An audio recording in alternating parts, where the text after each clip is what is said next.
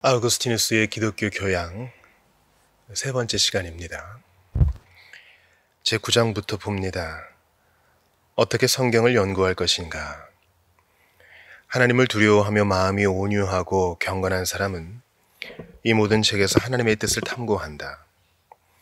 이 탐구 작업을 계속하기 위해서 지켜야 할 첫째 원칙은 이미 말한 바와 같이 이 책들을 알고 있으라는 것이다. 해석을 하려면 먼저 지식이 있어야 되죠. 하나님을 사랑하려면 그분에 대한 지식, 그분을 아는 지식이 있어야 되는 것처럼 말입니다. 먼저 알고는 있어야 됩니다. 성경을 계속 읽어 나갔어요. 아직 잘 이해할 수 없더라도 읽고 기억해야 하며 적어도 전혀 모르고 있어서는 안 된다. 계속 나아갈 수가 없어요. 아직 잘 이해할 수 없더라도 읽고 기억해야 한다. 나 이거 이해가 안 되니까 이거 이해가 될 때까지는 앞으로 나아갈 수 없어. 그렇게 얘기하시는 분들 계시는데 이건 신적 문서이기 때문에 또 한 번 읽고 말 것이 아니기 때문에 그것을 마음에 새겨두고 마리아가 다 이해하지 못해도 수태고지를 마음에 다 새겨두고 또 어릴 때 예수께서 하신 말씀을 다 마음에 새겨둔 것처럼 우리도 그렇게 나아가야 됩니다. 다음에 생활과 믿음에 관한 규범들은 성경에 분명히 기록되어 있으므로 다른 것보다 그것을 더욱 열심히, 더욱 면밀하게 탐구해야 한다. 이 방면에서 얻는 바가 많으면 많을수록 그의 이해력이 크게 된다. 성경은 믿음과 생활 방식에 대한, 즉 소망과 사랑에 대한 말씀을 분명히 가르치기 때문이다. 이렇게 해서 성경의 표현 방법에 어느 정도로 익숙하게 되면 우리는 더 나아가서 모호한 구절들을 본받아서 모호한 구절들의 뜻을 밝히며 의심할 여지가 없는 구절들을 근거로 삼아서 의심스러운 구절들을 말끔히 해결할 수 있다. 그리고 이 작업에서 기억이 큰 몫을 담당하지만 그 기억에 결함이 있을 때에는 보충할 길이 없다. 10장 보시죠. 모르는 부호와 모호한 부호는 성경을 이해하지 못하게 한다. 15. 성경에 기록된 것을 이해하지 못하게 하는 원인은 두 가지이다. 즉 모르는 부호와 모호한 부호가 뜻을 가린다. 부호에는 고유한 것과 비유적인 것이 있다. 어떤 것을 가리키기 위해서 생긴 부호를 그것을 가리키기 위해서 사용할 때에는 그 부호는 고유한 것이라고 한다. 소를 의미할 때의 라틴어로 보스라고 하는 것과 같다. 우리와 같이 라틴어를 쓰는 사람들은 모두 소를 보스라고 부르기 때문이다. 그러나 고유한 이름을 써서 어떤 다른 것을 가리킬 때에는 그것을 비유적인 부호라고 한다. 보스는 보통 소를 의미하지만 그 외에 성경에 있는 바와 같이 복음 전파하는 사람을 의미한다. 곡식을 밟아 떠는 소에게 망을 씌우지 말라는 말씀을 사도는 이렇게 설명한다. 제11장 모르는 부호를 없애려면 언어, 특히 헬라어와 히브리어를 알아야 한다. 16. 고유한 부호들에 대한 무지를 없애기 위한 최상책은 언어에 대한 지식을 얻는 것이다. 여기서 내가 가르치려고 하는 것은 라틴어권 사람들인데 이들은 라틴어 번역자들이 많고 서로 다른 점이 무수해서 의문이 생길 때에 성경 원문을 참고하려면 히브리어와 헬라어에 대한 지식이 필요하다. 성경에는 아멘, 할렐루야, 라가, 호산나 등등 히브리어 단어들이 번역 없이 나온다. 그 중에서 아멘과 할렐루야와 같이 특히 거룩한 권위를 지닌 말들은 번역하지 않고 원어 그대로 보존되었다. 내가 열거한 다른 두 단어와 같이 외국어로 번역할 수 없는 것도 있다고 한다. 어떤 나라 말에는 다른 나라 말에 해당하는 수고가 없기 때문이다. 우리의 마음속에 있는 생각보다 감정을 표시하는 감탄사에 주로 그런 것이 있다. 위에서 말한 라가는 노한 사람이 지르는 소리요. 호산나는 기쁜 사람이 지르는 소리다. 이런 말은 수도 적고 아주 쉽게 알아보며 물어볼 수 있다. 그러나 이미 말한 것처럼 번역들이 서로 많이 다르기 때문에 역시 두 언어를 알아야 한다. 히브리어 성경을 헬라어로 번역한 것은 셀 수 있으나 라틴어 번역은 무수히 많다. 기독교 역사 초기에 헬라어 사본을 얻은 사람들은 저 두 가지 말을 안다고 생각되면 그 지식이 아무리 빈약하더라도 제각기 감히 번역에 착수한 것이다. 제12장 해석이 여러 가지로 다른 것은 유익하다. 모호한 말 때문에 생기는 오류. 이 제목이 아주 흥미롭죠. 해석이 다르면 서로 싸우거나 뜻이 통일되지 않으니 갈등이 생길 거 아닙니까? 그런데 여러 가지로 유익하대요. 자, 한번 보시죠. 독자들이 주의하기만 한다면 이런 형편은 성경 이해를 방해하기보다 도리어 도울 것이다. 주의를 하긴 해야 되는 겁니다. 몇 가지 본문을 비교해서 모호한 구절들이 밝혀진 때가 많다. 예컨대 이사야 선지자의 글을 한 번역에서는 이사야 58장 7절이에요. 너의 씨의 식구를 업신여기지 말라고 하고, 다른 번역에서는 내 자신의 육을 업신여기지 말라고 한다. 이 번역들은 한쪽이 다른 쪽을 확인함으로써 서로 돕는다. 육을 문자대로 해석해서 이 말씀은 자기의 육신을 업신여기지 말라는 충고라고 해석할 수 있다. 너의 씨의 식구들은 비유적으로 기독교인이라고 해석할 수 있다. 우리와 같은 씨, 즉 말씀으로 영적으로 낳은 사람들이기 때문이다. 그래서 이 두 번역자들이 의미한 것을 비교하면 더 옳을 가능성이 있는 뜻이 나타난다. 즉 이 계명은 우리의 골육을 연상하는 것이 가장 자연스럽기 때문이다. 그래서 나는 사도의 말씀을 생각한다. 이는 혹 내 골육을 아무쪼록 시기하게 하여 저희 중에서 얼마를 구원하려 함이라는 것은 믿게 된 사람들을 시기하게 만들어 그들 중에 어떤 사람들도 믿게 하고자 한다는 뜻이다. 그들, 즉 유대인들을 사도는 혈족 관계를 보아서 자기의 골육이라고 부른다. 또 이사야의 글을 한 사람은 너희가 믿고자 하지 않으면 깨닫지 못하리라고 번역하고, 이사야 7장 9절입니다. 다른 사람은 너희가 믿고자 하지 않으면 영속하지 못하리라고 번역한다. 본문을 원어로 보지 않으면 어느 쪽이 문자대로 번역한 것인지를 확인할 수 없다. 그러나 알고 읽는 사람은 이 번역들에서 위대한 진리를 발견한다. 그러니까 어거스틴이 원어에 대한 지식이 혹 없더라도 다양한 번역본을 비교하면서 거기서 유익을 얻을 수 있다는 겁니다. 제가 수차례 말씀드리잖아요. 제가 여러분께 영어 성경을 읽으세요, 헬라어를 배우세요, 히브리서를 배우세요, 꼭 그렇게 강조하지 않고 다른 한국어 번역들을 제시할 때가 있죠. 그러면 이해가 더 수월하기 때문입니다. 혼선을 가져다 주는 것이 아니라요. 주의하면 더 깊은 의미를 얻을 수 있습니다. 번역하는 사람들은 아무리 서로 다르더라도 접촉점이 전혀 없다는 것은 믿기 어려운 일이다. 그러니까 이제 다른 번역을 보면서 접촉점을 찾아야 돼요. 이 구절에서 깨달음은 눈으로 봄으로 성립하며 또 영구적인 것이다. 그러나 믿음은 아직 어린애인 우리에게 젖을 먹여주며 우리는 무상한 것들을 요람으로 삼아 그 안에 누워있는 격이다. 우리는 지금 믿음으로 행하고 보는 것으로 행하지 않기 때문이다. 그뿐 아니라 우리는 믿음으로 걷지 않으면 보는 경지에 도달하지 못한다. 이 보는 경지에서는 진리를 굳게 붙잡음으로써 우리의 깨달음이 순수하게 되어 영구히 존속한다. 그렇기 때문에 한 사람은 너희가 믿으려 하지 않으면 깨닫지 못하리라고 하며, 또 한 사람은 너희가 믿으려 하지 않으면 영속하지 못하리라고 한다. 이 깨달음과 영속이 접촉점이 있다는 것이죠. 그러니까 이것도 맞고 저것도 맞다고 가볍게 넘길 것이 아니라 두 개를 붙들고 접촉점을 찾아내고 더 깊은 의미에 다다르는 겁니다. 여기서 이제 묵상이 동원되겠죠. 연구가 쓰이는 겁니다. 원어가 모호할 때의 뜻을 잘 알지 못하는 사람은 속음이요. 원 저자가 생각한 것과는 전혀 다른 뜻으로 번역하는 때가 많다. 예컨대 어떤 번역에 그 발은 피 흘리기에 날카로운지라고 했다.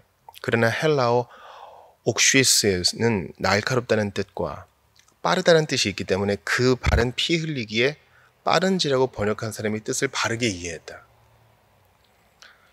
다른 사람은 모호한 말에 있는 틀린 뜻을 취했기 때문에 번역이 잘못되었다. 이런 번역들은 모호한 것이 아니라 틀린 것이다. 이 두 가지는 매우 다르다. 우리는 이런 오역을 본문으로 삼아서 해석할 것이 아니라 그것을 정정할 줄 알아야 한다. 헬라어 모스코스는 송아지라는 뜻이기 때문에 어떤 사람은 모스케오마타가 나무에 새로 나온 가지인 줄을 모르고 송아지들이라고 번역했다. 여러 번역이 똑같은 오류를 범했기 때문에 그와 다른 번역은 거의 찾을 수 없다.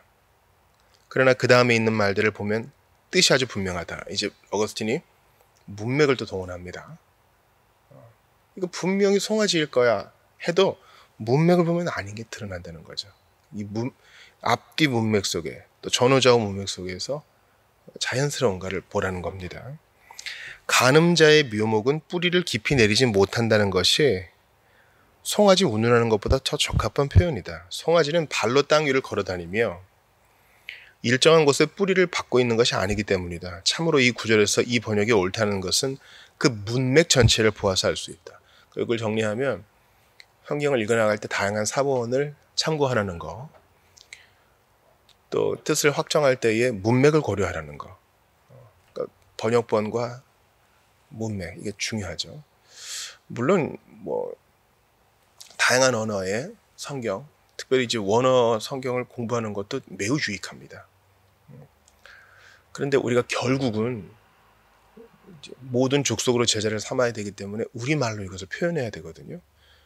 그러므로 여러 가지 원어를, 다른 언어를 공부하든지 간에 우리말로 이 뜻을 확정할 수 있어야 돼요. 그러려면 이미 우리에게 주어진 번역본들을 사용하는 것도 필요합니다. 이건 이제 어떤 번역이 가장 좋은가는 현대적인 의미예요. 왜냐하면 우리가 현재 쓰고 있는 말로 확정해야 되기 때문에. 그러므로 문맥과 번역본들, 이것을 기억해 주세요. 이제 이 나눔을 하고 있을 시점으로 보면은 또 성서공회에서 새로운 또 번역본이 나왔죠.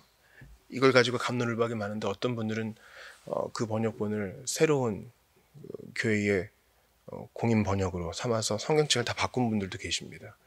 새로운 세대를 위해서 옳은 일을 하신 거예요. 저는 여러분께 권합니다. 어떤 성경이 최종적으로 옳다 이런 건 없어요. 계속 비교해 보며 뜻을 확정해 나가며 문맥 속에 읽어 나가야 되는 겁니다. 제13장 어떻게 하면 그릇된 해석을 바로잡을 수 있는가. 19 여러 번역가들이 각각 자기의 능력과 판단에 따라 표현하려고 한 그 생각 자체를 알려면 반드시 원문을 봐야 한다. 아주 유능한 번역가가 아니면 원저자의 뜻에서 벗어나는 때가 많다. 그러므로 우리는 성경의 원어를 공부하든지 그렇지 않으면 비교적 원어에 축자적으로 더 가까운 번역을 얻어야 한다. 축자적인 번역이 있어요. 반대는 뭡니까? 그렇죠. 의역이 있죠. 우리가 가지고 있는 개혁성결, 개혁한글, 개혁한글, 개혁개정은 축자적인 번역에 가까워요.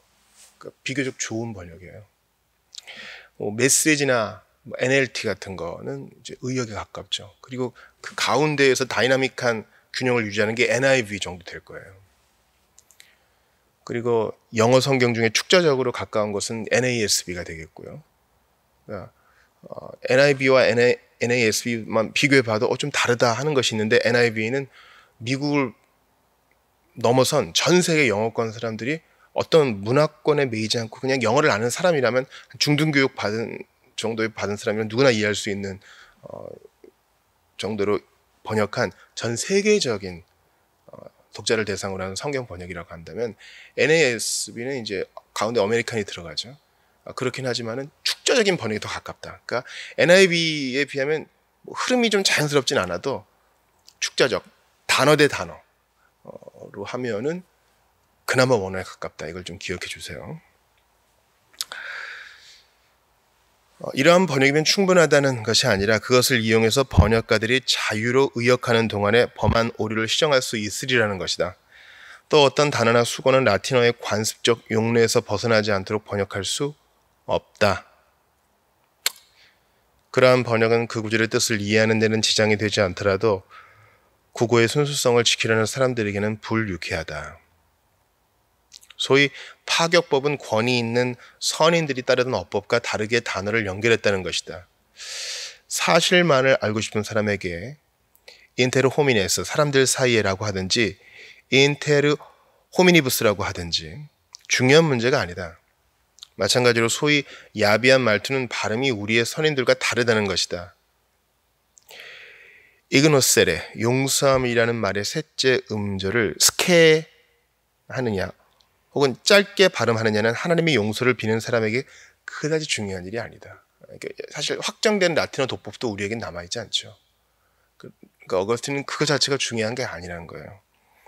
그러므로 언어의 순수성은 이전 사람들의 권위로 정착된 언어 관습을 보존한다는 것에 불과하지 않은가. 그러니까 번역하는 기호 자체의 연약함을 얘기하는 겁니다. 한계가 있어요. 약한 사람일수록 이런 일에 감정을 상하기 쉽다. 약한 사람이요. 그렇죠. 지금도 성경 번역 때문에 싸우는 사람들이 있잖아요. 약한 사람이에요. 덕을 세우는 데 도움이 되는 지식은 사물에 대한 지식인데 약한 사람일수록 그런 지식보다 부에 대한 지식이 있는 채 하려 한다. 슬픈 일이네요. 이런 지식은 자랑하고 싶은 마음을 참기가 어렵다. 심지어 사물에 대한 지식도 주님의 멍에로 누르지 않으면 머리를 드는 때가 많다. 주님의 멍에로 계속 눌러야 돼요. 예수께서 내 몫을 대인 십자가 지고 나를 따르라 하셨는데 주께서 지어주신 멍에로 그러한 교만들을 머리가 들 때마다 눌러야 돼요. 그게 중요한 게 아니잖아요. 이거 알아.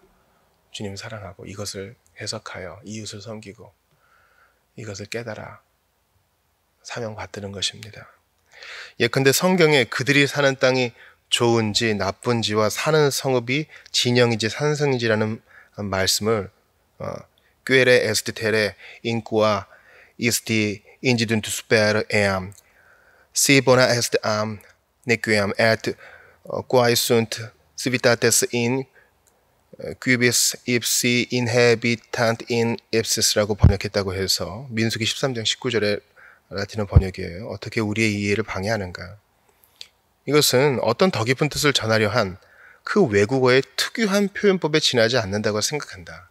사람들이 송영해서 제거할 수 없게 된 저 말씀, 그에게는 나의 성결이 빛나리라를 수페르 일숨 아우템 플로이테트 상크티피까지오메아라고 번역했다. 확실히 이 번역은 뜻을 조금 더 상하지 않는다. 또 이 번역을 고치지 못하게 하는 것은 사람들이 그대로 부른다는 사실뿐이다. 이런 종류의 잘못은 이해를 방해하는 것이 아니므로 이런 과오를 아예 피하려고 하는 사람이 아니면 신경을 쓰지 않고 쉽게 처리할 수 있다. 특유한 표현법에까지 건드리지 말자는 거예요. 그러나 사도의 말씀에 있는 하나님의 어리석음이 사람보다 지혜롭고 하나님의 약하심이 사람보다 강하니라를 quod stultum est Dei sapientitus est hominibus et quod infirmum est Dei fortius est hominibus라고 번역한 것을 생각해보라. 만일 헬라 원어의 표현 방식을 따라서 quod stultum est Dei sapientius est hominum et quod infirmum est Dei fortius est hominum이라고 번역한다면 이해력이 빠르고 신중한 사람도 노력해서 바른 뜻을 얻겠지만 이해력이 더딘 사람도 조금 더 이해하지 못하거나 이해력이 더딘 사람은 조금 더 이해하지 못하거나 전혀 틀린 해석을 할 것이다. 이런 표현 방식은 라틴어에서는 잘못일 뿐 아니라 뜻도 모호하기 때문이다. 이런 교리적인 것에 대해서는 분명히 번역해야 된다는 거죠. 하나님의 어리석음, 사람의 지혜로움, 하나님의 약하심, 사람의 강함. 사람의 어리석음이나 약한 것이 하나님의 어리석음이나 약하심보다 더 지혜롭고 더 강하다는 뜻이 될 것이다. 그러나 사피엔티우스 에스트 호미니부스라는 말도 파격법은 아닐지라도 뜻이 모호하다. 호미니부스가 역격 복수냐 탈격 복수냐 하는 것은 뜻을 보지 않고는 알 수 없기 때문이다. 그러므로 사피엔티우스 에스트 꼬암보다 호미네스라고 하며 포르티우스 에스트 꼬암 호미네스라고 하는 것이 더 나을 것이다. 제14장 모르는 단어와 수고의 뜻을 찾아내는 방법. 모호한 부호에 대해서는 후에 논하기로 하고 지금 논하고 있는 모르는 부호가 말일 경우에는 두 가지가 있다. 독자는 모르는 단어나 수고를 만나면 더 전진하지 못한다. 그 모르는 말이 외국어에서 온 것이면 그 말을 사용하는 사람들에게 묻든지 여가가 있으면 직접 그 나라 말을 배우든지 그렇지 않으면 몇 가지 번역들을 비교해야 한다. 자국어에서 모르는 단어나 수고를 만날 때 우리는 글이나 담화에서 그것들을 자주 만남으로써 점점 뜻을 알게 된다. 그렇죠. 사전을 통해 배우는 것도 있지만 실제 쓰면서 배우죠. 우리가 뜻을 모르는 단어와 수고일수록 기억하는 것이 좋다. 기억하고 있으면 물어볼 수 있는 박식한 사람이나 전후 관계로 그런 말들의 뜻을 알리는 구절들을 만날 때에 쉽게 기억의 도움으로 문제의 주의를 돌리며 뜻을 잘 깨달을 수 있다. 그러나 이렇게 배우는 때에도 습관의 영향은 커서 이를테면 성경 연구를 하고 자란 사람들은 성경에서 배운 표현 방법과 다른 표현을 보면 놀란다. 그리고 성경에만 있고 라틴 작가들에게 없는 표현이 더 순수한 라틴어라고 생각한다. 이 점에서도 성경 번역가들이 많은 것이 아주 큰 도움이 된다. 즉 그들의 번역을 서로 면밀하게 비교하며 검토하며 토론하는 것이다. 다만 분명한 오류는 모두 제거해야 한다. 진심으로 성경을 알고자 하는 사람은 우선 제주껏 번역된 본문을 정정하며 적어도 같은 번역의 사본들인 경우에는 바로잡아지지 않은 구절은 바로잡은 구절을 따르게 해야 한다. 여기서 그 분명한 오류를 제거하는 거, 또 검토와 토론하는 것들이 우리 안에서는 좀 약해요. 그래서 이러한 열심을 가진 분들이 좀 많이 일어났으면 좋겠고, 또 토론의 과정에서 분명하게 딱 답이 결정되어지지 않는 경우가 많습니다. 그것 때문에 학자들이 있겠죠.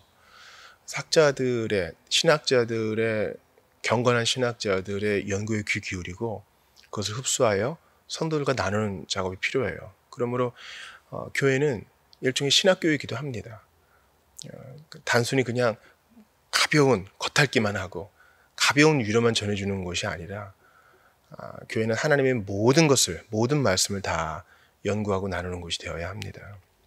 제15장 번역 중에는 70인역과 이탈리아역이 가장 우수하다. 번역 성경 중에는 원문에 충실하고 표현이 분명한 이탈리아역이 아닙니다. 죄송합니다. 이탈라역이 가장 우수하다. 라틴어 번역을 바로잡을 때에는 헬라어 성경을 써야 하며 그 중에서 70인역의 구약성에 관해서는 특별한 권위가 있다. 교회 지식인들 사이에 알려진 이야기로는 70년 번역가들이 성령의 영광을 받아서 그 많은 사람들이 일치된 번역을 내놓았다는 것이다. 이제 전해지는 것이기 때문에 어떻게 검증할 방법은 없어요. 예수님이 또 바울이 쓴 번역이죠. 그들은 각각 독방에서 번역 작업을 계속했는데도 불구하고 그 원고는 사용한 단어들의 순서가 일치해서 한 사람도 달리 번역한 예가 없었다고 믿을 만한 사람들도 그렇게 주장한다. 그렇다면 누가 감히 이렇게 권위 있는 번역보다 나은 것은 고사하고 그것과 비교할 만한 것이라고 제공하려고 하겠는가? 가령 그들이 번역한 것을 서로 대조하며 검토해서 모든 사람의 노력과 판단에서 일치한 결과가 나타났다고 하더라도 어느 한 사람이 이 여러 훌륭한 학자들의 일치하는 견해를 시정하겠다고 하는 것은 그가 아무리 박식한 사람이라도 온당한 일이 아닐 것이다. 그러므로 이 사람들이 사용한 표현과 다른 점이 히브리어 원본에 있는 경우에도 우리는 하나님의 섭리를 따라야 한다고 나는 생각한다.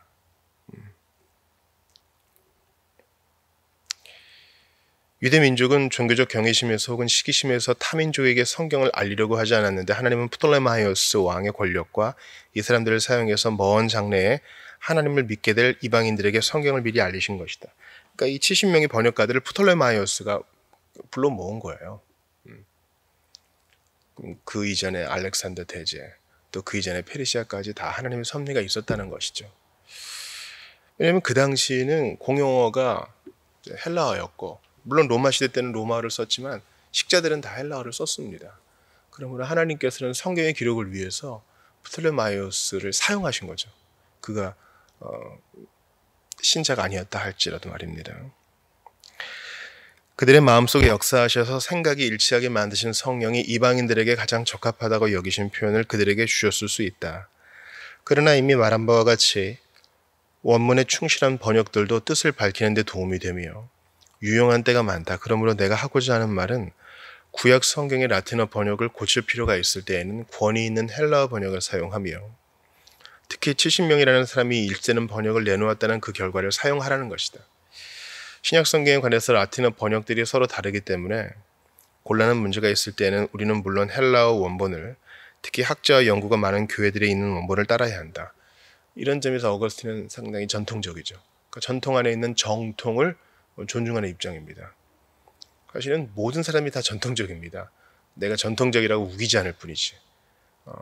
그래서 어거스틴은 시대를 통해 살아남은 이 귀한 번역본에 한번 귀를 기울이자 이렇게 제시하는 겁니다.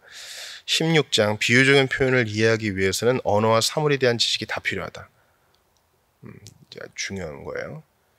맥케인 성경 읽기 하시는 분들 중에서도 이 해석, 비유적 표현들에 대한 해석에 있어 질문하시는 분들이 있는데 한번 잘 배워봅시다.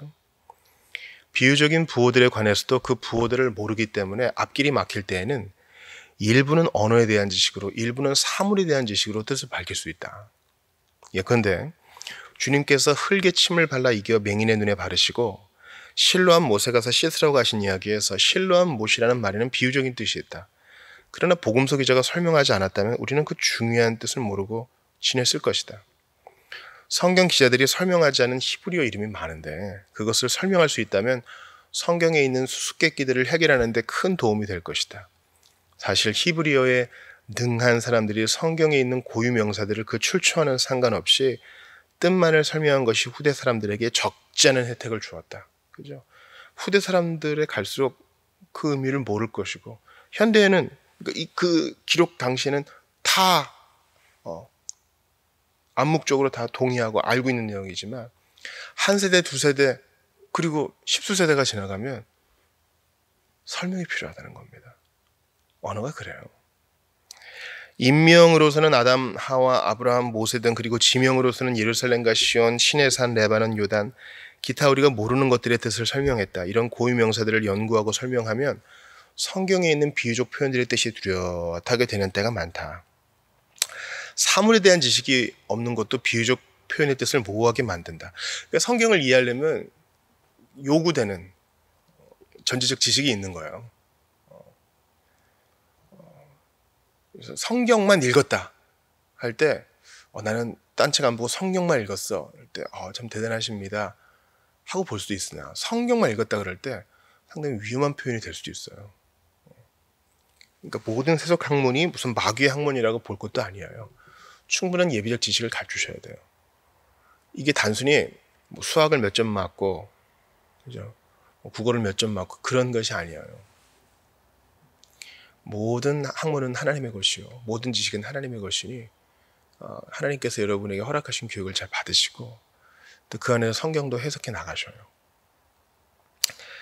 근데 성경이 자주 비유로서 동물이나 광물이나 식물을 언급하는데 우리가 그 특성을 모르는 때와 같다. 뱀은 공격을 받으면 머리를 보호하기 위해 몸 전체를 노출시킨다는 것은 세상에 다 안다. 이것은 뱀과 같이 지혜로우라고 하신 주님의 명령을 해석하는 데 많은 도움이 되지 않는가. 바꿔 말하면 우리의 머리이신 그리스도를 위해서 우리는 기꺼이 우리 자신을 박해자에게 내어주며 우리 몸을 구하려고 하나님을 부인해서 몸으로 믿음을 말살하지 말라는 것이다. 이런 해석 들어보셨어요? 뱀이 지혜롭겠거니 하고 넘어갈 때가 많잖아요. 근데 이 뱀에 대한 지식이 어거스틴 때만 해도 상당했던 것이죠. 사실 요즘 뱀을 보신 분이 좀 있습니까? 저는 제 고향 원주, 치악산, 또 가까운 산에 가면 뱀을 종종 봅니다. 또 이제 겨울 끝나고 봄 될 쯤에는 산책로에도 뱀이 나와 있어요. 근데 그 당시에 사람들은 뱀에 대한 특성을 알고 있었던 것이죠. 공격을 받으면 머리를 보호하기 위해 몸 전체를 노출시킨다. 기꺼이 박해자에게 우리 자신을 내어주라. 내 몸뚱이 하나 구하려고 믿음을 말살하지 말아라. 이게 참 지혜다. 비둘기같이 순결하고 뱀과 같이 지혜로우라. 우리가 또 하나 배우고 갑니다. 혹은 뱀은 묵은 껍질을 벗어버리고 새 힘을 얻을 때에 아주 좁은 구멍으로 나간다고 하므로 우리도 새 사람을 입기 위해서 옛 사람을 벗어버리라는 사도의 교훈과 뱀의 지혜를 본받으라는 말씀은 얼마나 잘 일치하는가.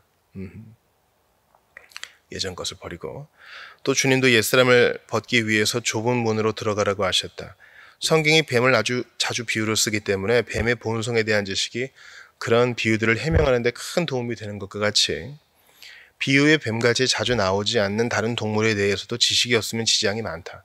광물과 식물들도 마찬가지다. 또 양과 염소에 대한 지식도 마찬가지죠.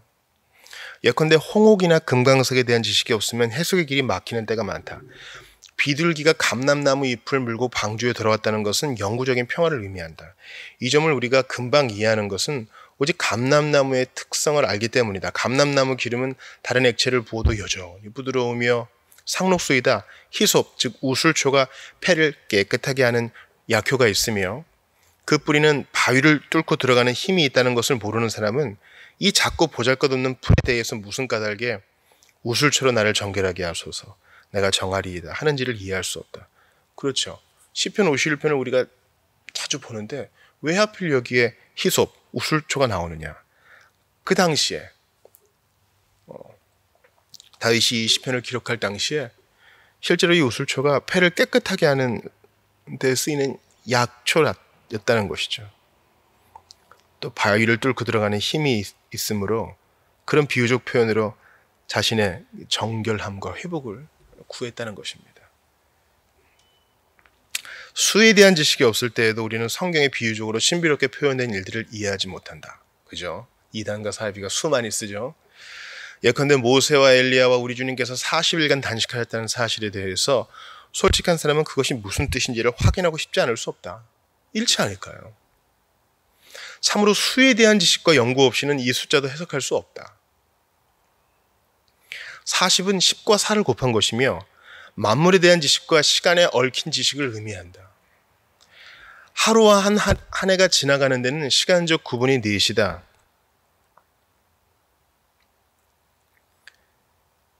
하루는 아침, 낮, 저녁, 밤에 걸쳐 있는 시간들이며 우리가 보통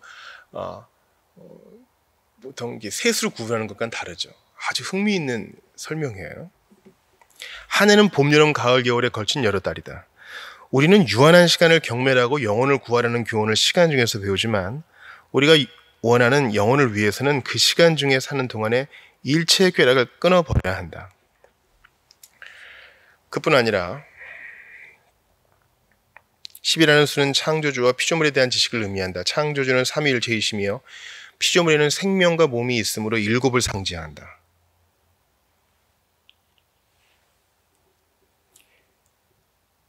생명은 세 부분으로 되었고 하나님을 사랑하는데도 마음과 뜻을 다해야 하며 몸에 네 요소가 있다는 것은 아주 분명하다.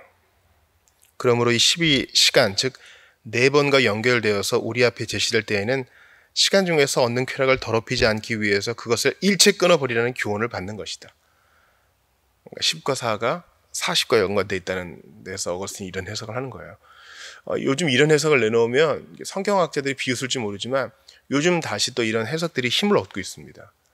교부들의 해석을 보면은 이제 계몽주의, 이제 또 근대주의, 또 근대 교육을 받으신 분들은 코웃음을 칠지 몰라요. 처음엔 그랬어요. 그러나 아주 갖다 버릴 것은 아닙니다. 상당히 개연성이 있어요. 이단들은 여기서 더 나아가기 때문에 문제가 있는 거죠. 이것이 40일간 단식의 의미다. 이 일은 모세가 대표하는 율법과 엘리야가 대표하는 예언자들이 우리에게 훈계한다. 그리고 우리 주님께서는 이 두 사람의 증언을 받으시는 듯 산상에서 나타나서 세 제자들이 보고 놀라게 하였다. 우리는 같은 식으로 40에서 50이 나오는 이유를 연구해야 한다. 50이라는 수는 우리 종교에서 오순절 때문에 보통 이상으로 거룩하게 여긴다. 그렇죠? 오순, 순이 열이잖아요. 이 수는 세 곱이 되었는데 이 셋은 시간의 세 구분, 율법 이전에 율법 아래와 율법 이후, 율법 이전과 율법 아래와 율법 이후, 또는 성부, 성자, 성령의 이름, 그리고 삼위일체를 모든 것 위에 첨가하기 때문에 지극히 거룩한 교회라는 신비와 관련되어 주님의 부활 후에 그물을 오른쪽에 던져서 잡은 물고기 153마리와 같다. 이와 같이 성경에는 수와 수의 배열로 여러 가지 신비를 비유적으로 표현한 것이 있으므로 수에 대한 지식이 없는 사람은 읽어도 뜻을 깨달을 수 없다. 음악에 대한 지식이 없어도 깨달을 수 없는 일이 적지 않다. 어떤 사람은 수금과 열줄, 비파의 차이점으로 어떤 비유적인 구절들을 잘 설명했다. 열줄, 비파에 열줄이 있는 것은 음악적 법칙 때문인가, 그렇지 않다면 십계명 때문에 열이라는 수가 신성한 것인가 하는 문제를 학자들이 논하는 것은 불합리한 일이 아니다. 영감된 성경이니까요. 그러니까 새하늘과 새 땅, 하나님 나라에 가면 알겠죠. 아, 그래서 그랬구나. 그렇다고 우리의 자세가 그때 되면 다 알게 돼 하고 손 놓고 있으면 또 안 됩니다. 그래서 우리에게 주신 것을 가지고 합리적으로 또 성경적으로 해석해 나가야 되죠. 또 이런 분들의 도움을 받았어요. 열은 창조주와 피조물에 관련이 있다는 것은 이미 설명했다. 성경에 성전 건축에 46년을 걸렸다는 기사가 있고 이 말씀은 주님의 몸과 관련해서 나온 것인데 46이라는 수에는 어떤 음악적인 음향이 있다. 그래서 어떤 이단자들은 성자의 몸은 가짜가 아니라 참으로 인간의 몸이었다는 것을 인정하지 않을 수 없었다. 참으로 수와 음악에 대해서 은연중에 경의를 표시하는 말씀이 성경에는 많다. 17장 아홉 뮤즈에 대한 전설은 어떻게 생겼는가? 우리는 뮤즈에 관한 이교도들의 미신에 속지 말아야 한다. 그들은 아홉 뮤즈를 제우스와 기억의 딸이라고 하지만 바로는 이 전설을 부정한다. 이런 문제에 대해서 이 사람보다 더 열심히 연구했거나 더 학식이 깊은 사람이 있으리라고 나는 생각하지 않는다. 이름은 잊었으나 어떤 나라가 아폴로 신전에 헌납하기 위해서 미술가 세 사람과 계약하기를 각각 뮤즈의 상 셋을 만들어 그 중에서 제일 아름다운 것들을 사기로 했다고 바로는 말한다. 그런데 미술가들이 만든 조각이 모두 똑같이 훌륭하고 아름다워서 결국 9개를 다 사서 아폴로 신전에 봉헌했다는 것이다. 그 후에 시인 헤시오도스가 9여신의 이름을 지어줬다고 한다. 그러므로 제우스가 9뮤즈를 낳은 것이 아니라 세 미술가들이 창작한 것이다. 처음에 나라에서 셋을 주문한 것은 어느 시민이 환상으로 보았거나 세 여신이 그들의 눈앞에 나타났기 때문이 아니라 누구든지 곧 알 수 있는 바와 같이 노래를 부를 수 있는 소리가 세 가지이기 때문이다. 악기 없이 입으로만 노래를 부를 때의 음성, 나팔이나 피리를 부는 숨, 비파나 붓과 같이 손으로 쳐서 내는 소리, 이 세 가지이다. 18장 서양 사람들이 가진 지식도 유익하면 멸시하지 말라. 중요해요. 이미 아까 말씀드린 바 있죠. 나와 관계할 바가 아니야 이렇게 볼 것이 아니에요. In it, not of it. 세상에 살지만 속하지는 않은 거죠. 그러니까 활용할 수 있어야 돼요. 그러니까 무조건 문화로부터 도망치셔서는 안 됩니다. 바로가 한 말이 옳든지 그르든지 간에 성경을 이해하는데 음악 지식이 조금이라도 유용하다면 이교도들의 미신 때문에 음악을 배척하는 것은 옳지 않다. 영적인 것을 이해하는데 도움이 되기 때문에 비파와 그 밖의 악기들을 연구한다고 해서 그들의 경박한 연극을 구경하라는 것은 아니다. 헤르메스를 문학의 보호신이라고 해서 문학을 무시해서는 안 된다. 정의의 신전들을 세우고 마음에 간직해야 할 정의와 미덕을 기피한다면 그것도 옳지 않다. 도리어 반대로 진리가 어디 있든지 간에 진리는 모두 주님의 것임을 모두 진실한 그리스도인이 깨달아야 한다. 이 진리를 고찰하고 식별함으로써 그들은 이교도들의 종교적 문헌에 있는 미신적인 이야기들까지도 배격할 것이다. 그들은 하나님을 알되 하나님을 영화롭게도 아니하며 감사하지도 아니하는 사람들을 슬퍼하며 경계할 것이다. 그들은 그 생각에 허망하여지며 미련한 마음이 어두워졌나니 스스로 지혜 있다 하나 어리석게 되어 썩어지지 아니하는 하나님의 영광을 썩어질 사람과 새와 짐승과 기어다니는 동물 모양의 우상으로 바꾸었기 때문이다. 19장 이교도들의 지식에는 두 가지 종류가 있다. 이렇게 파생돼 가는 거예요. 이교도들의 지식도 활용할 수 있어야 된다 해놓고요. 이 문제를 빠뜨릴 수 없으므로 더 자세히 설명하겠다. 이교도들 사이에 있는 지식은 두 가지로 나눌 수 있다. 하나는 인간이 제정한 일들에 관한 지식이요. 또 하나는 역사적으로 발전한 일이나 하나님이 제정하신 일들에 관한 지식이다. 첫 번째는 인간이 제정한 일들, 두 번째는 역사적으로 하나님이 제정하신 것들에 관한 지식. 인간이 제정한 일들에 관한 지식은 일부는 미신적이고 그렇지 않다. 20장 인위적인 미신들, 우상들을 만들어 경배하기 위해서 사람들이 안출한 것은 모두 미신이다. 피조물을 전체적 또는 부분적으로 신으로서 경배하는 것이 미신이며 징조에 관해서 귀신들과 결탁하여 제정한 연락 방법들이 미신이다. 근데 마술에서 하는 짓인데 이것을 시인들은 보통 가르치지 않고 언급하기만 한다. 점쟁이들의 문서도 이런 종류에 속하지만 더 뻔뻔스러운 거짓말이다. 호부와 부족도 여기 속하며 의학의 배척을 받고 있다. 이런 것들의 마력이 있으며 특수한 표가 있다고 해서 목에 걸어 대롱대롱 달리게 하며 신체의 상태와 관계가 있는 것이 아니고 어떤 분명한 또는 모호한 징조와 관련이 있다는 것이다. 더 듣기 좋은 말로는 자연물이라고 해서 미신이 아니라 자연의 힘을 이용한다는 뜻을 풍긴다. 양쪽 귀에 거는 귀걸이, 손가락에 끼는 타조뼈로 만든 반지, 딸꾹질하는 사람의 왼쪽 엄지손가락을 오른손으로 쥐라고 하는 것 등이 이런 게 다 미신이라고 하는 겁니다. 이외에도 어느 지체가 떨리든지 두 친구가 팔을 끼고 걸을 때에 돌이나 개 또는 아이가 그 사이에 끼면 어떻게 하라는 아주 어리석은 규칙이 수천 개나 된다. 걸어가는 두 사람 사이에 들어왔다고 해서 순진한 아이의 따귀를 치는 것에 비하면 돌이 친구들의 의를 상한 듯이 발로 밟는 관습이 무해한 편이다. 그러나 때로는 개들이 아이들의 원수를 갚는 것은 적당한 조치라고 하겠다. 그러니까 어거스틴 당시에 두 사람 사이에 아이가 끼어들면 아이의 따귀를 쳤나 봐요. 어떤 의미인지는 알겠지만 무서운 시대였어요. 그리고 사실은 뭐 이러한 미신이 근래까지 있었고 앞으로도 있겠죠. 그 미신 안에는 얼마나 폭력적이고 비인격적인 요소가 많습니까? 예수 믿는 신앙이 가장 인격적이고 가장 사람다운 것입니다. 어떤 사람은 미신이 심해서 두 사람 사이에 들어온 개를 때리지만 벌을 면하지 못한다. 그죠? 그래서 개들이 아이들의 원수를 갚는다는 것은 뭐겠어요? 문다는 거죠. 이런 우스운 관습에 붙잡힌 사람을 개가 곧 진짜 의사에게 보내는 때가 많기 때문이다. 그렇죠. 물리니까 의사한테 가야죠. 사실 이러한 미신은 상당 부분요, 두려움에 기인하는 거예요. 밥 먹을 때 다리 떨면 복이 나간다 하는 것 같은 거죠. 차라리 좀 복이 좋지 않다 하면 좋은데 복이 나간다고 하니 복을 받고 싶은데 그 받은 복이 나가면 어떡하나 두려워서 그런 거예요. 지금 이제 1월 1일은 지났고 구정이 곧 다가오죠. 진짜 설날이. 근데 여러분 진짜 복은 하나님이 주시는 거예요. 그러니까 장난으로라도 운수 보지 마세요. 운세 보지 마세요. 뭐 타로점, 뭐 궁합 이런 거 이런 거 하지 마세요. 하나님이 당신의 인생을 친히 인도하시니 주님을 무시하고 경멸하는 짓은 하지 마세요.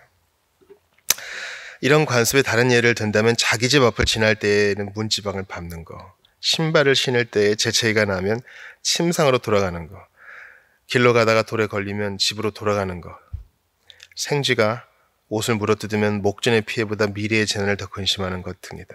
이 문지방 밟는 건 어느, 그죠? 동서양을 막론하고 어느 시대에나 있었군요. 카토에게 어떤 사람이 물었을 때에 카토의 익살맞은 대답은 이러하다. 자기 신발을 쥐들이 갉아먹었으니 어떻게 하면 좋으냐고 물었을 때에 카토는 그것은 이상한 일이 아니고 신발이 쥐를 잡아먹었다면 그것이야말로 이상할 거리라고 대답했다. 21장 점성가들의 미신. 이런 위험한 미신에서 빠뜨릴 수 없는 것은 생일에 주목한다고 해서 종래에 게레틀리아키라고 하다가 지금은 보통 마테마티키라고 부르는 점성가들이다. 이 사람들은 사람이 태어났을 때의 별들의 정확한 위치를 찾아낼 수 있다. 그러나 그것을 근거로 우리의 행동이나 행동의 결과를 예언하려고 할 때에 그들은 진리에서 멀리 벗어나며 무식한 사람들을 가라는 노예 상태에 빠뜨린다. 자유인이 이런 점성가의 집에 들어가서는 돈을 주고 화성이나 금성의 종이 되어 나온다. 요즘도 별자리 이렇게 천착하시는 분이 있어요. 또 이제 뭐 사주나 점을 볼 때 태어난 날짜, 시 이런 거 붙잖아요. 그런데 이제 항변하시는 분의 얘기를 들으면요, 들으면 맞다는 거예요. 어떻게 생각하세요? 그리고 이게 마냥 그 미신적이 아니라 데이터를 갖고 한다는 겁니다. 수천 년 동안에. 그렇다면 이제 어거스틴 때는 데이터가 그렇게 많지는 않았겠죠. 지금은 더 많으니까 더 정확한가요? 한번 생각해 봐야 돼요. 그럼 그 데이터 안에서 우리의 인생이 다 결정되는가? 그러니까 하나님이 개입을 생각하지 않은 데이터이기 때문에 우리의 인생을 거기에 걸어보는 거예요. 그리고 안심하고 싶은 겁니다. 두려움을 경감시키고 싶은 거예요. 하나님이 싫어하세요. 우리 앞에 십자가가 있으면 피해가겠습니까? 참 이런 미신은 과거나 현재나 미래나 똑같아요. 그럴듯하게 하는 거죠. 그래서 여러분, 성격 유형도 너무 신뢰하지 마세요. 혈액형도 너무 신뢰하지 마세요. 우리는 다 하나님이 주신 고유한 사람입니다. 이런 성향 저런 성향이 있죠. 이 세상에 I와 E만 있겠습니까? 그 중간 사람은 없을까요? 그래서 그것을 또 다 버리면 안 되죠. 사람을 이해하는 데 도움은 받을 수 있으나 우리는 거기에 매여요. 우리 연약함을 인정해야 됩니다. 그리고 가지 마세요. 이 화성이나 금성의 종이 되어 나온다. 표현이 기가 막히죠. 개가 원수를 갚는다는 것과 비슷한 표현이에요. 개가 의사에게 보낸다. 이런 잘못을 처음에 저지르고 후세에 전한 사람들은 별들에게 이름을 붙였다. 혹은 동물과 비슷하다고 해서 동물의 이름을 붙이고 혹은 존경하는 사람들의 이름을 붙였다. 이것은 이상한 일이 아니다. 최근에도 로마 사람들은 가이사를 높이기 위해서 금성에 그의 이름을 붙이려고 했다가 그렇게 되지 않았다. 그 별에는 그의 조상의 베누스라는 여자가 있어서 이미 그 이름이 붙어 있었기 때문이다. 그가 상징에 가지지 않았던 것, 가지고 싶지 않았던 것을 후손에게 물려준다는 것은 어떤 법에도 없는 일이다. 그러나 빈 곳이 있으면 보통은 어떤 죽은 조상의 이름을 붙였다. 율리우스 가이사와 아우구스트 가이사를 높이는 의미에서 5월과 6월에 그들의 이름을 붙여서 율리우스와 아우구스트라스라고 고쳤다.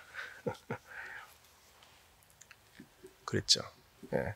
이거 좀 그래서 하나씩 밀리잖아요. 그래서 그 옥토버도 다 2개씩 밀린 거죠. 디셈버도 원래 10인데 12월이 됐잖아요.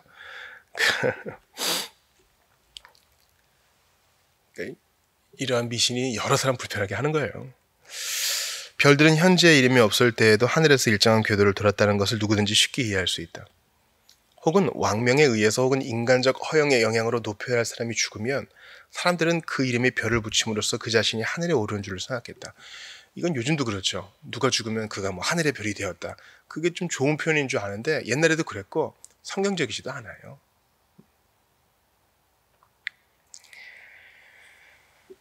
그러나 사람들이 무엇이라고 부르든 간에 별들은 하나님이 지으시고 뜻대로 지배하시는 것이며 일정한 길에서 벗어나지 않고 그 길이 계절을 구분한다. 사람이 태어났을 때의 별의 이동과 진로를 알아내는 것은 쉬운 일이다. 그 찾는 법을 발명해서 문서로 남긴 사람들이 있다. 이 사람들에 대해서 성경에 비난하는 말씀이 있다. 만일 그들이 세계를 탐지할 수 있는 지식을 쌓을 능력이 있다면 어찌하여 세계를 만드신 분을 일찍이 찾아내지 못했는가? 지혜서에 이런 표현이 있는데 참 전곡을 찌르는 말씀이에요. 22장 인생에 있을 사건들을 예측하기 위해서 별들을 관측하는 것은 어리석은 짓이다. 별들을 관측함으로써 인간의 성격과 행동과 화복을 예언하려고 하는 것은 중대한 과오이며 미련한 사기 행위다. 바벨론 때부터 이런 일이 있었고 그 전부터 있었겠죠. 사기라는 거예요. 잊어버려야 할 이런 일들을 배운 바로 그 사람들이 이 미신을 논박한다. 이 가련한 인간들은 자기들보다 더 가련한 사람들이 부탁하는 대로 태어났을 때의 별들의 위치를, 그들의 소위 성좌들을 보아준다. 그런데 쌍둥이들은 속히 연달아 태어나는 때가 있으므로 그들이 태어난 시간에 차이도 없고 성좌의 이동에도 차이가 없을 수 있다. 그래요. 그 쌍둥이는 똑같은 인생을 사나요? 잘 논박했어요. 그러므로 어떤 쌍둥이들은 성조와 같은 것은 피할 수 없는 일이다. 그러나 그들의 인생 경험은 성공이나 고성에 갇지 않고 도리어 한 사람은 아주 행복한데 다른 사람은 아주 불행한 예가 많다. 야곱과 에서는 쌍둥이였는데 뒤에 난 야곱이 에서의 발꿈치를 잡고 나왔을 정도로 태어난 시간이 가까웠다. 참으로 이 두 아이는 같은 성제를 가졌다고 할 수밖에 없을 정도로 출생 시간이 비슷했다. 그러나 지금 각국어로 알려진 성경이 이 두 사람의 성격과 행적과 수고와 운명이 매우 달랐다는 것을 증언한다. 물론 이제 어떤 과학적 연구 결과는 일랑성 쌍둥이의 성격과 취향이 비슷하다는 것을 드러내고는 있습니다. 그러나 똑같은 인생을 살지는 않더군요.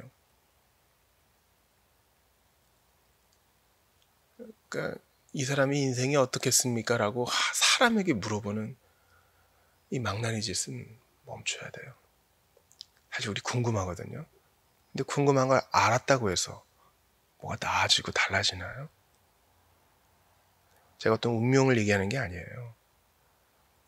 나의 시간이 주님 앞에 현재적으로 다 펼쳐져 있으니 그분이 이미 다 아세요. 하나님은 시간에 매이지 않으니까 우리의 출생과 자람과 성취와 실패와 마지막까지 그분이 이미 다 보고 계셔요. 그분께 피하는 게 더 낫지 않아요? 예상되는 모든 어려움에서 건져주시고 넘어질 새라도 주님을 기억하여 벌떡 일어나게 하소서. 이렇게 기도하는 게 훨씬 더 낫지 않아요? 왜 돈을 거기 낭비합니까? 그 돈은요, 나누라고 주님이 당신에게 준 거예요. 먼저 당신을 잘 보존하고 당신의 가족을 잘 부양하고 이웃들과 나누라고 사랑을 위해 주신 돈인데 우상을 섬기는 데 드린다면 하나님이 싫어하셔요.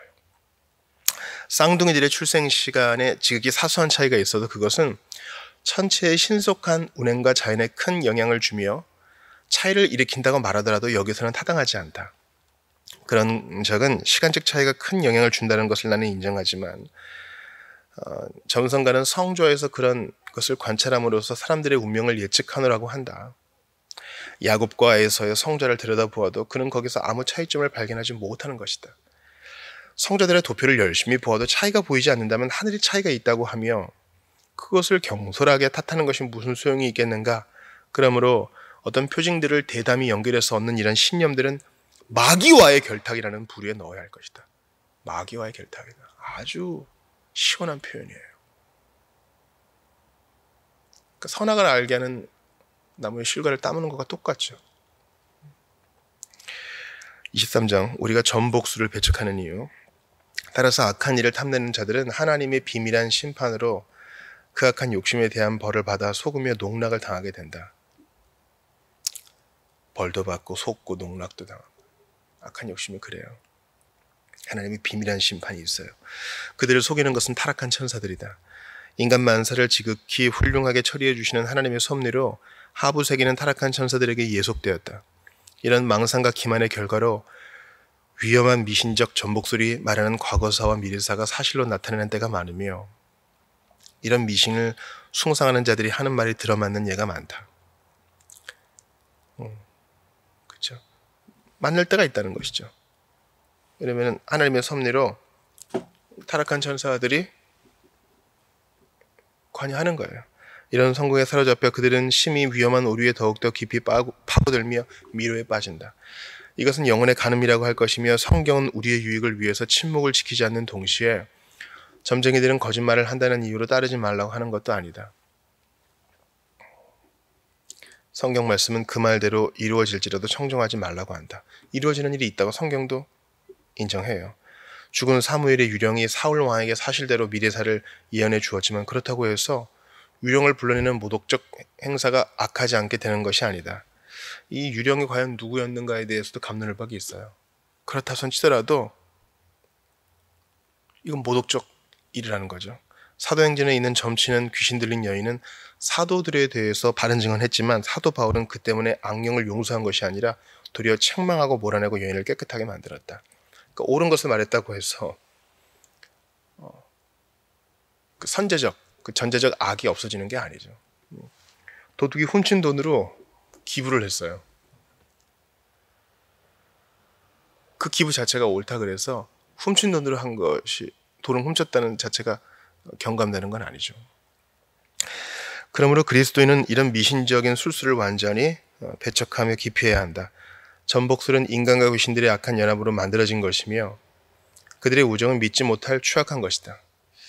사도는 우상은 무엇이냐 무릇 이방인이 제시하는 것은 귀신에게 하는 것이요 하나님께 제사하는 것이 아니니 나는 너희가 귀신과 교제하는 자 되기를 원하지 아니하노라 하고 했다. 그러니까 뭐 단순히 정을 보는다고 생각할 수 있지만 사실은 그 영적 본질은 귀신과 교제하는 거라. 그뿐 아니라 우상과 우상에게 하는 제사에 대해서 사도가 한 말씀은 모든 상상적인 표징들에 관련시켜서 해석할 수 있다. 이런 표징 때문에 사람들은 우상이나 피조물의 일부를 신으로 숭배하며 부적을 쓰며 그 밖의 행사를 하게 된다. 이 모든 현상은 하나님과 이웃에 대한 사랑을 권장하기 위해서 하나님이 만천하에 명령하신 것이 아니다. 도리어 이 일들은 가려는 인간들이 일시적인 것에 대해 품은 이기적인 동경을 이용해서 그 심성을 파멸에 빠뜨린다. 그러므로 이 모든 지식에 관해서 우리는 귀신들과 교제하게 되는 것을 무서워하며 피해야 한다. 귀신들은 그 두목인 마귀와 함께 우리가 고향으로 돌아가는 길을 막으려고 노력할 뿐이다. 그래서 사람들은 하나님이 창조하신 별들에서 제멋대로 상상한 거짓된 징조를 발견할 뿐 아니라 하나님의 섭리하에 무엇이 출생하거나 발생할 때에 조금이라도 이상한 점이 있으면 예컨대 노새가 새끼를 낳는다든지 무엇이 벼락에 맞을 때에 사람들은 어떤 징조를 상상하며 거기에 어떤 법칙이 있는 듯이 문서로 기록이 남긴다. 가여운 일이에요. 24장 귀신들과의 결탁은 미신적 행위로 유지된다. 미신적 행사로 유지된다. 그런데 이 모든 징조는 사람들의 마음속에 마귀들과의 사전 결탁과 양해가 있어야만 통용된다. 그런 양해는 일종의 공통 언어가 되어 조짐들을 성립시키지만 이 조짐들에는 유해한 호기심과 괴로운 불안과 무서운 노예 심리가 가득하다. 조짐들의 어떤 의미가 있기 때문에 주목하게 된 것이 아니라 주목하기 때문에 의미가 생긴 것이다. 그래서 사람들의 생각과 선입견이 다름에 따라 징조들의 의미도 달라진다. 두려운 거예요. 무서운 거예요. 호기심과 불안과 노예 심리가 거기에 의미를 부여한 거예요. 참 표현이 좋죠. 조짐들의 어떤 의미가 있기 때문에 주목하게 된 것이 아니라 계속 들여다보니까 내가 그 의미를 생성하게 된 것입니다.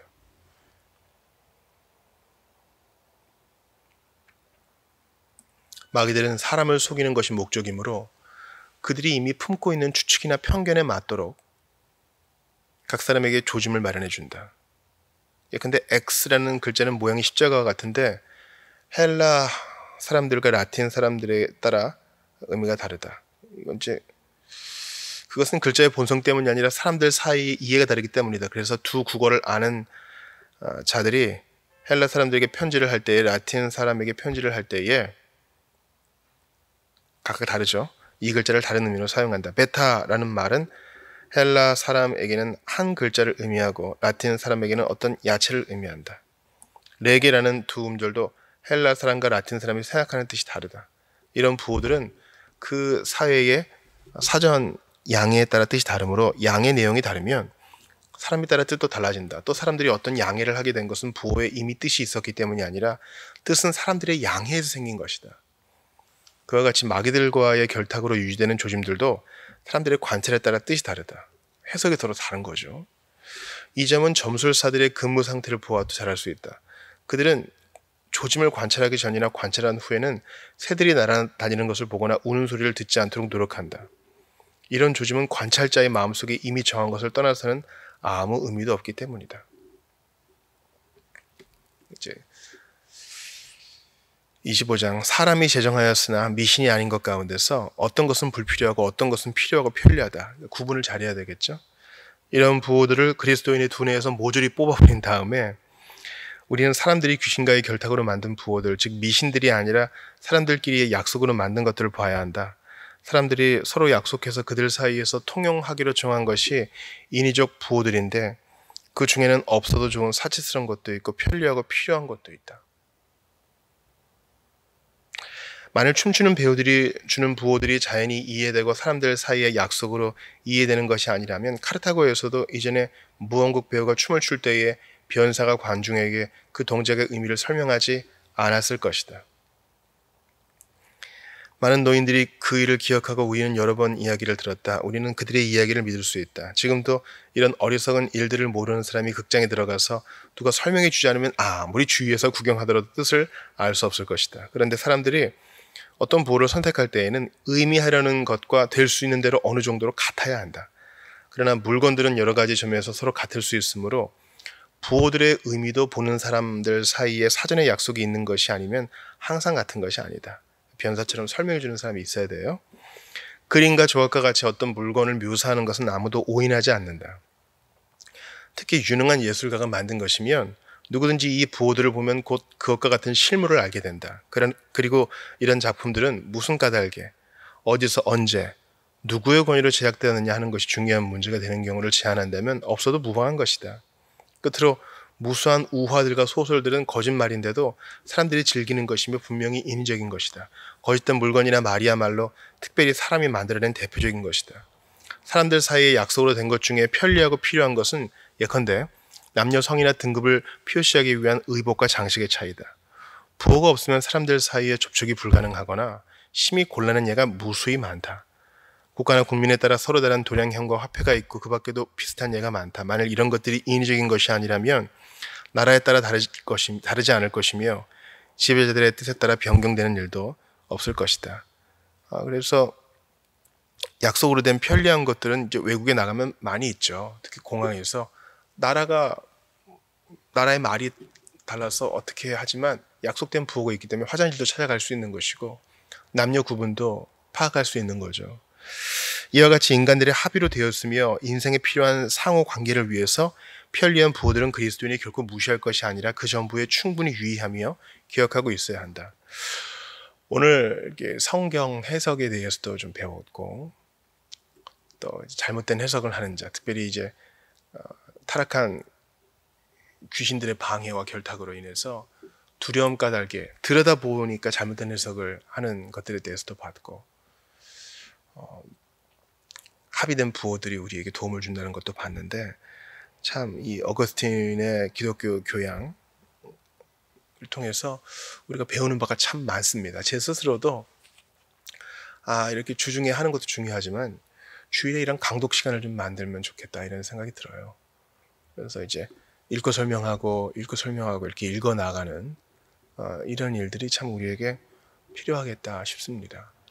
참 너무 흡족하고 1시간의 나눔이 참 아쉬울 정도로 다음 시간에 또 기대되고 그럽니다. 귀한 깨달음을 허락하신 하나님께 감사하며 사랑하며 복음을 전하며 삽시다. 기도하고 마치겠습니다.